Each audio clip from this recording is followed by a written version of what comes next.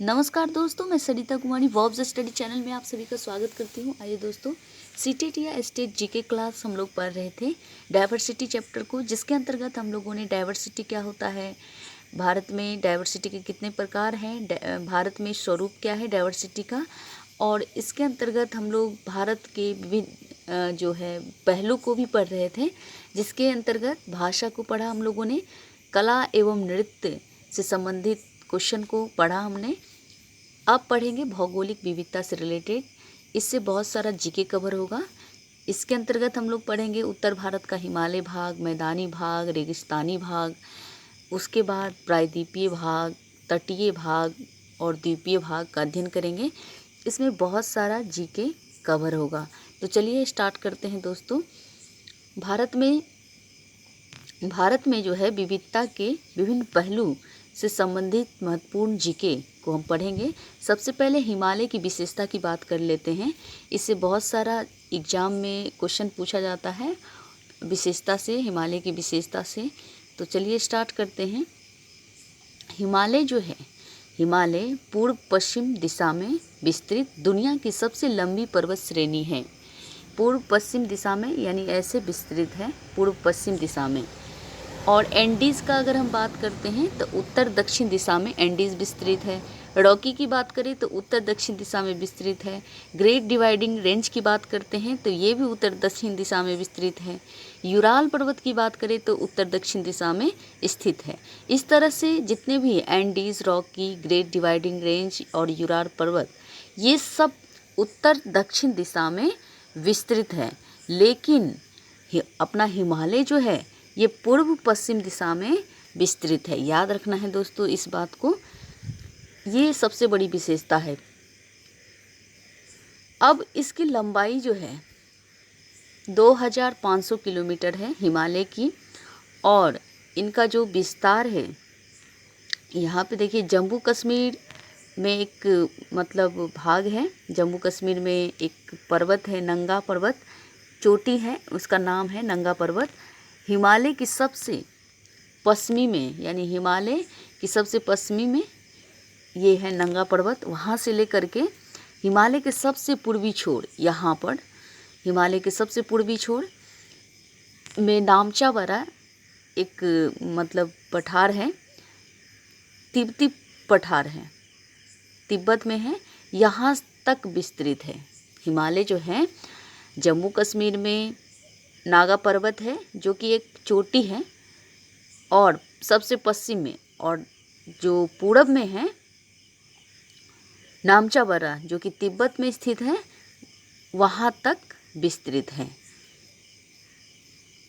अब आगे देख लेते हैं। पश्चिम में हिमालय की चोटी जो है ज़्यादा चौड़ी है और पूर्व में संकीर्ण हो जाती है। जैसे देख लेते हैं, यहाँ पे देखिए इस मैप में पश्चिम की बात हुआ, ये पश्चिम है और ये पूर्व है। तो पश्चिम में हिमालय जो है थोड़ी सी चौड़ी है, और यहाँ पर आकर के देखिए संकीर्ण हो गई है पूर्व में।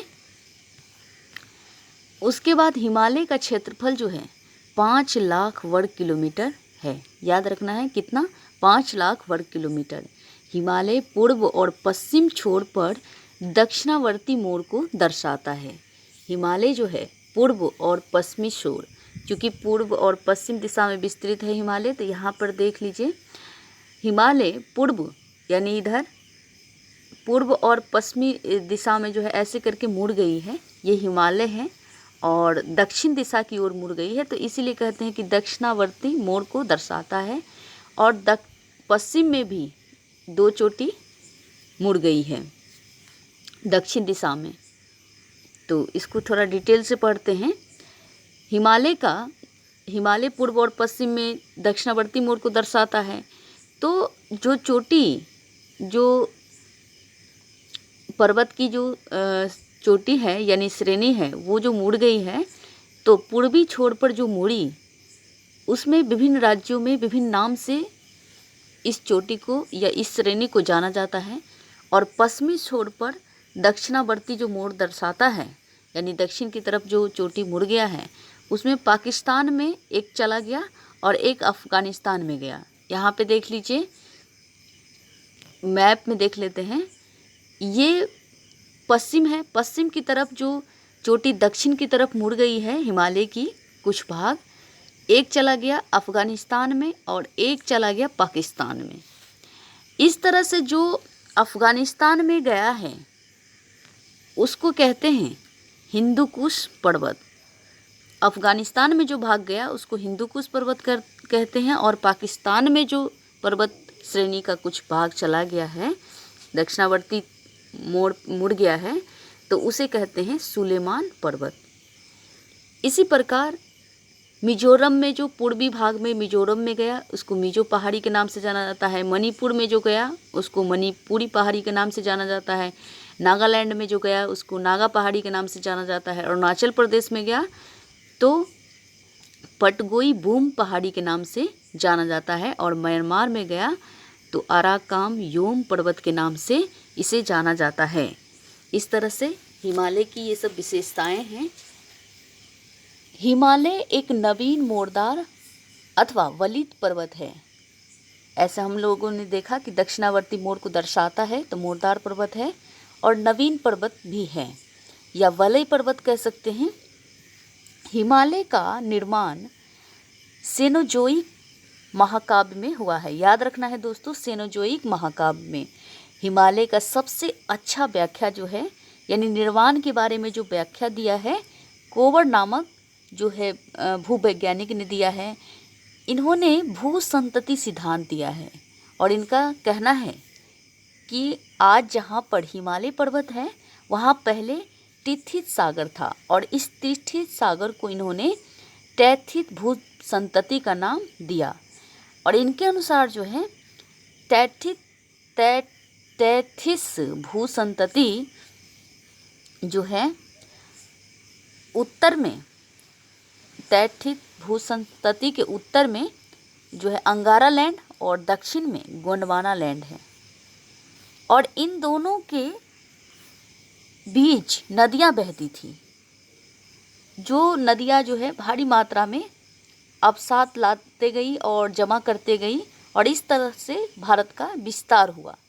तो ये किसने कहा? ये कोवर ने कहा। हिमालय की उत्पत्ति के संबंध में आधुनिक सिद्धांत यानी प्लेट विवर्तनिक सिद्धांत जो है हैरी हेस ने दिया। भू संतति का सिद्धांत किसने दिया? कोवर ने। और इनके अनुसार क्या है कि जहाँ आज हिमालय है वहाँ पर पहले क्या था? तैथित सागर था, जिसे इन्होंने तैथित भू संतति का नाम दिया, और कहा कि तैथित सागर, मान के चलिए ये तैथित सागर है, इसके उत्तर में अंगारा लैंड, उत्तर में कौन था? अंगारा लैंड, और दक्षिण में गोंडवाना लैंड था, और इन दोनों के बीच नदियाँ बहती थी, और ये नदियाँ इतने अवसाद लाई कि यहाँ पर जो है भारत का विस्तार इस तरह से होता गया, दक्षिण से उत्तर की तरफ होता गया। और जो हैरी हेस है, इनका क्या कहना है? इनका कहना है, इन्होंने प्लेट विवर्तनिक थ्योरी दिया। इनका कहना है कि दो प्लेट था, इंडियन प्लेट और यूरेशियन प्लेट। इन दोनों के बीच में तैथित सागर थी। इनका कहना है कि यूरेशियन और इंडियन प्लेट के बीच में तैथित सागर थी, और दोनों के टकराने से जो है हिमालय का निर्माण हुआ है। ये हैरी हेस ने कहा। अब हम हिमालय की पर्वत श्रेणी की बात कर लेते हैं। हिमालय की पर्वत श्रेणियाँ प्रायद्वीपीय पठार की ओर उत्तल और तिब्बती ओर अवतल है। यहाँ पे देख लीजिए, जो प्रायद्वीपीय पठार है, प्रायद्वीपीय पठार हम किसको कहते हैं? प्रायद्वीपीय पठार ये वाला भाग हो गया, नीचे वाला दक्षिण वाले भाग को प्रायद्वीपीय भाग कहते हैं। तो हिमालय जो है प्रायद्वीपीय की तरफ ऐसे है ना, प्रायद्वीपीय की तरफ उत्तल है, और तिब्बत की तरफ जो है, यहाँ पे देखिए, तिब्बत की तरफ अवतल है। याद रखना है, तिब्बत की तरफ कैसा? अवतल, और प्रायद्वीपीय पठार की तरफ कैसा है? ये उत्तल है। ये बहुत इंपॉर्टेंट क्वेश्चन है। उत्तर के पर्वतीय क्षेत्र को 4 प्रमुख समानांतर पर्वत श्रेणी क्षेत्रों में बांटा गया है। उत्तर के पर्वतीय क्षेत्र को, ये जो पर्वतीय क्षेत्र है उत्तर में, यहाँ पर देख लीजिए ये पर्वत है, इसको 4 श्रेणी में बांटा गया है। एक तो हो गया ट्रांस हिमालय, जो इस हिमालय के बाहरी भाग को ट्रांस हिमालय कहते हैं, और एक हो गया बृहत हिमालय जो सबसे लंबा है। ये देखिए ये बृहत हिमालय है, सबसे ऊपरी भाग बृहत हिमालय है। उसके बाद है मध्य हिमालय, ट्रांस हिमालय, लघु हिमालय, विस्तृत हिमालय। एक तो विस्तृत हिमालय हो गया, एक लघु हिमालय, और एक शिवालिक हिमालय है। इस तरह से 4 जो है पर्वत श्रेणियां हैं। इसको हम अब डिटेल से थोड़ा जान लेते हैं। उत्तर के पर्वतीय क्षेत्र को 4 प्रमुख समानांतर पर्वत श्रेणियों में बांटा गया है। अब ट्रांस हिमालय जो है, ट्रांस हिमालय का क्षेत्र, इसमें काराकोरम, लद्दाख, जॉस्कर, केटू या गॉडविन ऑस्टीज, जिसकी ऊंचाई जो है 8611 मीटर है। काराकोरम की सबसे सर्वोच्च चोटी है केटू। काराकोरम की सबसे सर्वोच्च चोटी है केटू, जो भारत की सबसे ऊंची चोटी है। याद रखना है, भारत की सबसे ऊंची चोटी केटू, या इसका नाम है गॉडविन ऑस्टीज, याद रखना है दोस्तों। और ट्रांस हिमालय क्षेत्र में कौन कौन सी श्रेणियां हैं? काराकोरम है, लद्दाख है, जॉस्कर है। केटू सबसे ऊंची चोटी है भारत की, जो कि काराकोरम की सबसे ऊंची चोटी है। काराकोरम श्रेणी की सबसे ऊंची चोटी है। नेक्स्ट है हिमाद्री या फिर बृहत हिमालय या सर्वोच्च हिमालय कहते हैं, जो ऊपर वाला भाग है।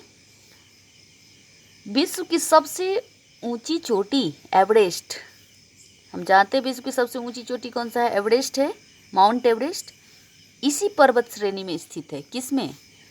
तो बृहत या सर्वोच्च हिमालय पर्वत श्रेणी में स्थित है विश्व की सबसे ऊंची चोटी एवरेस्ट। यहाँ पर जो है कंचनजंगा, नंगा पर्वत, नंदा देवी, कॉमेट, नामचाबारा, कुछ पर्वत शिखर जो है इस बृहत हिमालय या सर्वोच्च हिमालय में स्थित है। याद रखना है कौन कौन? कंचनजंगा, नंगा पर्वत, नंदा देवी, कॉमेट, नामचाबारा, ये कुछ शिखर हैं। अब लघु हिमालय की बात कर लेते हैं, या मध्य हिमालय, जिसको मध्य हिमालय भी कहते हैं, या लघु हिमालय। पीर पंजाल, धौलाधर, मसूरी और नागटिबा एवं महाभारत श्रेणियां जो है इसके अंतर्गत आती है। कौन कौन? पीर पंजाल, धौलाधर, मसूरी, नागटिबा एवं महाभारत श्रेणियां जो है इसके अंतर्गत लघु हिमालय के अंतर्गत आता है। बृहत हिमालय या लघु हिमालय के बीच की बात करते हैं, तो बृहत हिमालय और लघु हिमालय, ये बृहत हिमालय हो गया और ये लघु हिमालय जो हुआ, तो उनके बीच की बात कर लेते हैं। कश्मीर घाटी, लाहौल स्फीति, कुल्लू घाटी भी बोल सकते हैं, कांगड़ा की घाटी जो है इसके बीच स्थित है। याद रखना है दोस्तों, लघु और बृहत के बीच जो कौन कौन सी घाटी स्थित है? कश्मीर घाटी स्थित है, लाहौल स्फीति स्थित है, और कुल्लू कांगड़ा की घाटी स्थित है। यहाँ पर जो है अल्पाइन चारागाह है, यानी बृहत हिमालय और लघु हिमालय के बीच में ही अल्पाइन चारागाह भी हैं। कश्मीर घाटी में, जिन्हें कश्मीर घाटी में गुलमर्ग या सोनमर्ग के नाम से जाना जाता है, और उत्तराखंड में बुग्याल या प्यार के नाम से जाना जाता है। याद रखना है, जो बृहत हिमालय और लघु हिमालय के बीच जो घाटी है, बहुत सारी घाटी भी हैं, जैसे हम लोगों ने ऊपर पढ़ा, और अल्पाइन चारागाह भी है, जिन्हें कश्मीर घाटी में गुलमर्ग, सोनमर्ग के नाम से जाना जाता है, और उत्तराखंड की बात कर लेते हैं तो बुग्याल या प्यार के नाम से जाना जाता है। उसके बाद शिमला, कुल्लू, मनाली, मंसूरी, दार्जिलिंग आदि लघु हिमालय में ही है। लघु हिमालय की बात करें तो क्या क्या है? शिमला है, कुल्लू है, मनाली है, मंसूरी है, दार्जिलिंग है, ये सब लघु हिमालय का क्षेत्र है, भाग है। अब शिवालिक, चौथा शिवालिक अर्थात निम्न या बाह्य हिमालय की बात कर लेते हैं, जो सबसे बाहरी भाग है। ऐसे करके 3 समानांतर श्रेणियां हैं और ये एक बाहर में है, हिमालय से बाहर, जिसको ट्रांस हम लोगों ने कहा। ये हो गया बृहत हिमालय, ये लघु हिमालय। अब हम पढ़ेंगे ये शिवालिक हिमालय। तो शिवालिक एवं लघु हिमालय के बीच जो है ये जो शिवालिक हिमालय है वो सबसे नवीन है, नवीन भाग है।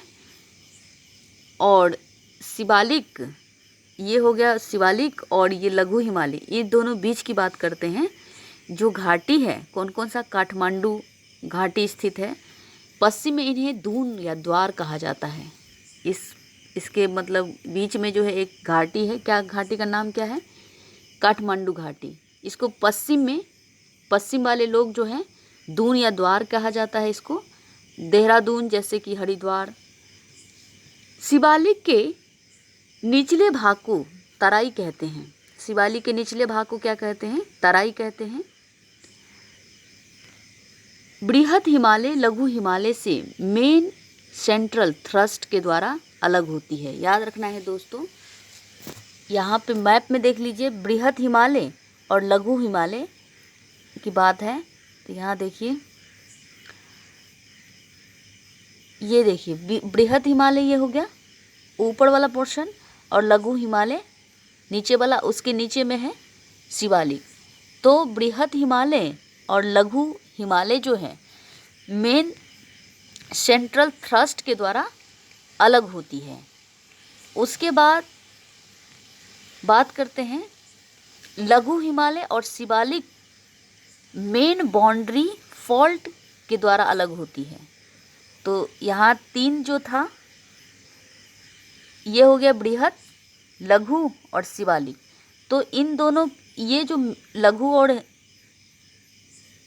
बृहत और लघु है वो मेन सेंट्रल थ्रस्ट के द्वारा अलग होता है एक दूसरे से, और लघु और शिवालिक जो है मेन बाउंड्री फॉल्ट के द्वारा अलग होता है।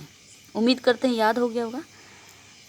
अब लद्दाख क्षेत्र की बात कर लेते हैं। लद्दाख क्षेत्र में बकरी की एक प्रजाति पाई जाती है। सीटेट एग्जाम के लिए बहुत इंपॉर्टेंट है ये क्वेश्चन। लद्दाख क्षेत्र में बकरी की एक प्रजाति पाई जाती है जिसे पश्मीना ऊन मिलता है, और इससे पश्मीना शाल बनता है। पश्मीना शाल इससे बनाया जाता है। तो बकरी की प्रजाति का नाम है, बकरी की प्रजाति मिलती है जिससे कौन सा ऊन बनता है, पश्मीना ऊन मिलता है। लद्दाख क्षेत्र की बात है। यहाँ के मूल निवासियों का मुख्य व्यवसाय क्या है, पशुपालन है।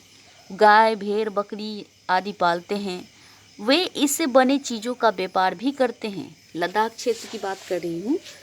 तो यहाँ पर मुख्य व्यवसाय क्या है, पशुपालन है।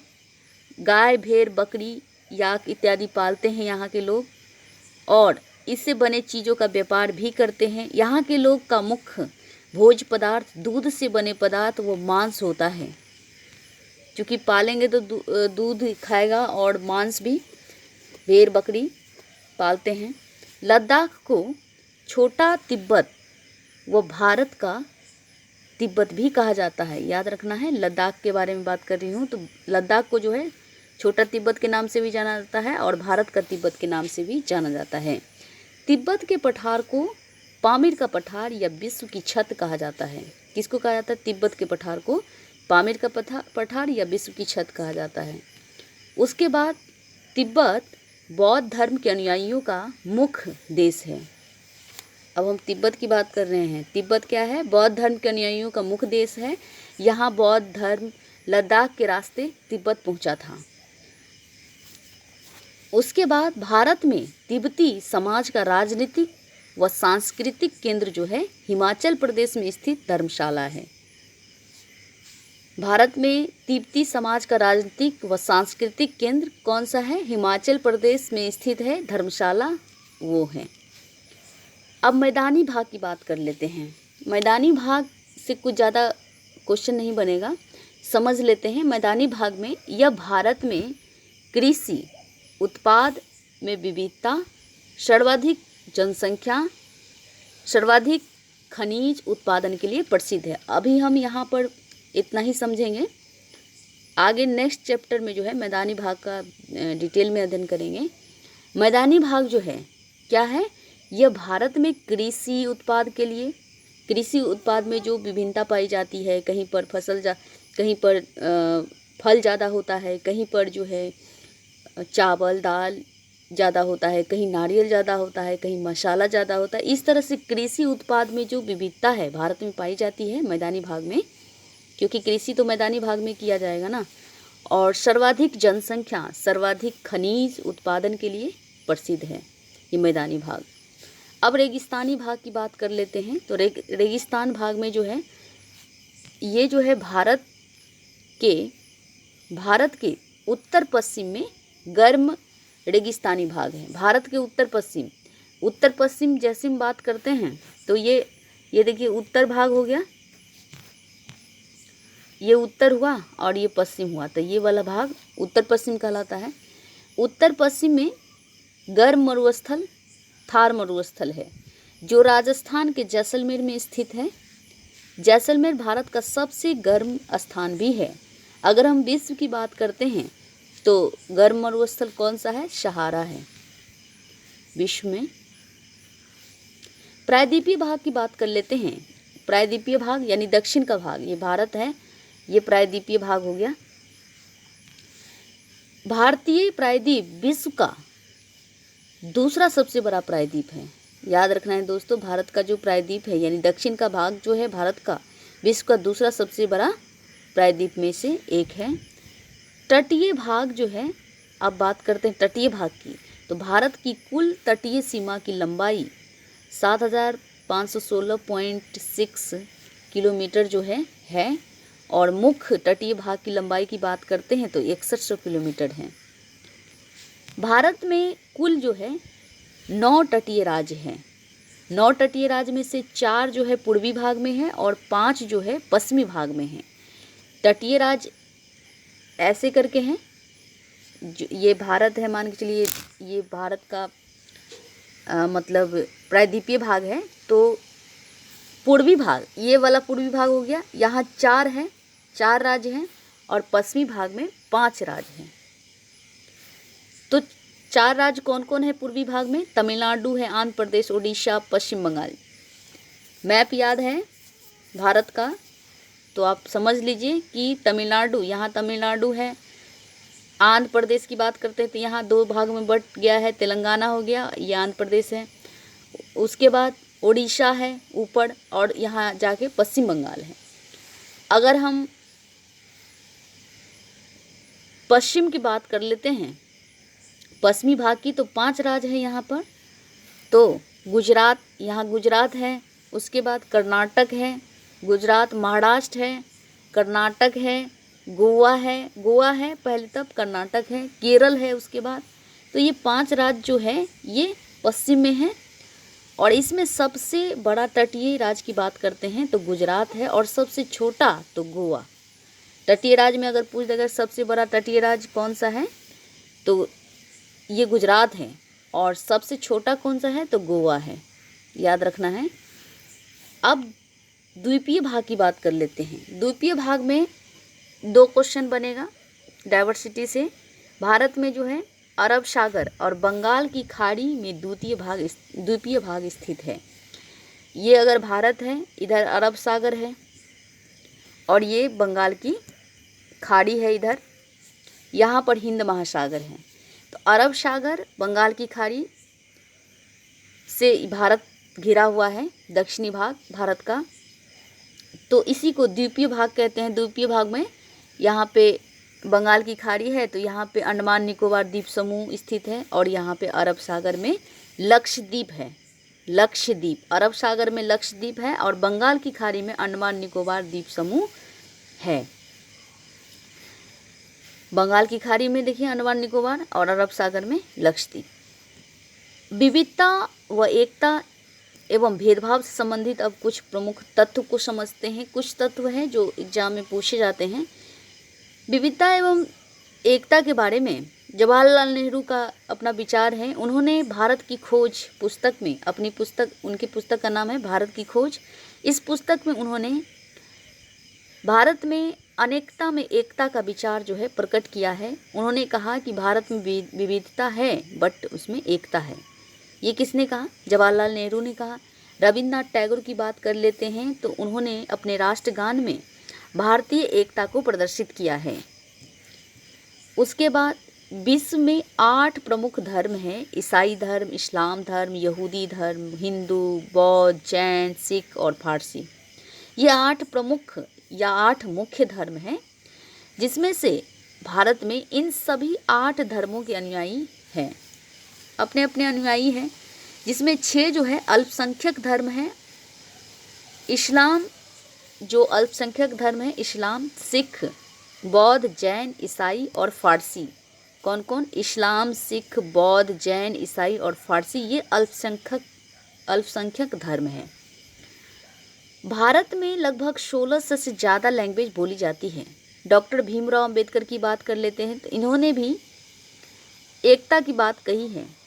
इन्हें संविधान का जनक माना जाता है और दलितों के सबसे बड़े नेता डॉक्टर भीमराव अंबेडकर थे। दलितों के लिए इन्होंने आवाज़ उठाया क्योंकि ये खुद एक दलित थे। ये महार जाति के थे। इतना विद्वान होते हुए भी इन्हें कुर्सी नहीं मिलती थी। दलितों का सबसे बड़ा नेता भीमराव अंबेडकर। 1947 के बाद देश की आज़ादी के उपरांत संविधान में भारतीय नागरिकों को 7 मौलिक अधिकार प्रदान किया गया, परंतु अभी वर्तमान की बात कर लेते हैं तो 6 ही है। लेकिन जब भारत आज़ाद हुआ था उस समय में कितने थे? 7। तो ये मौलिक अधिकार 6 कौन कौन से हैं? और मौलिक अधिकार के बारे में थोड़ा सा जो जीके बनता है उसको देख लेते हैं। इसे संयुक्त राज्य अमेरिका के संविधान से लिया गया है। कहाँ से? संयुक्त राज्य अमेरिका के संविधान से मौलिक अधिकार को लिया गया है।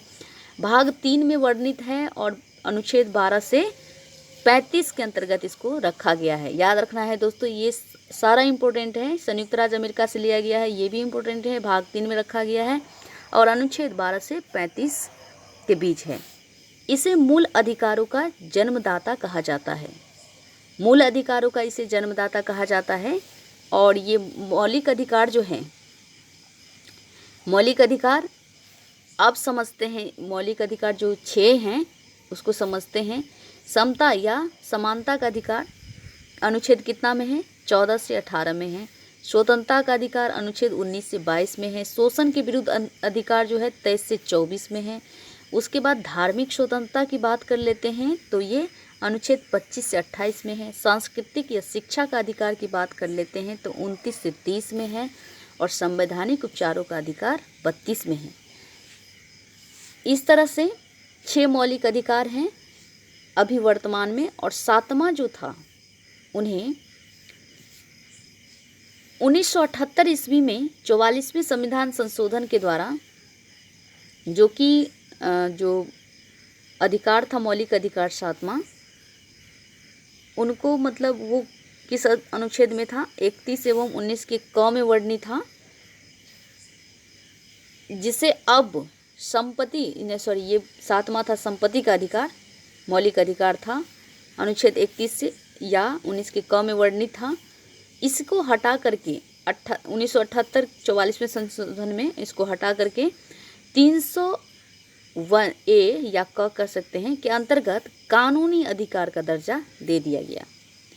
ईस्वी भी इम्पोर्टेंट है किस संविधान संशोधन में? तो 44वें संविधान संशोधन में। और अनुच्छेद भी इम्पोर्टेंट है 301 के अंतर्गत इसको कौन सा अधिकार मिला? कानूनी अधिकार।